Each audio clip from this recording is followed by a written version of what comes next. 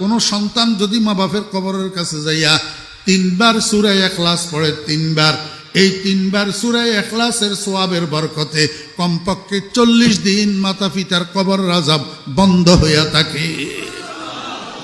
কতদিন? Tamim. 40 দিন। মারে কোথায় দাফন করছেন? বাপরে কোথায় দাফন করছেন? অথচ নিজের জন্ম দেওয়া সন্তানটা যে আপনার আগে মারা গেল, সন্তান এটারে কোথায় রাখি এসছেন?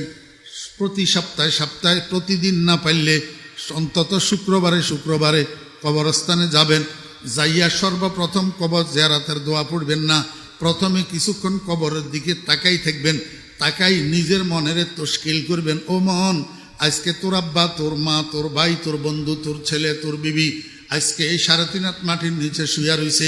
এত কাছে হওয়া সত্ত্বেও তুই কোনো খবর নিতে পারতেছিস না, সুখে আছে না দুঃখে আছে জানিস না। ও মন, আগামীকাল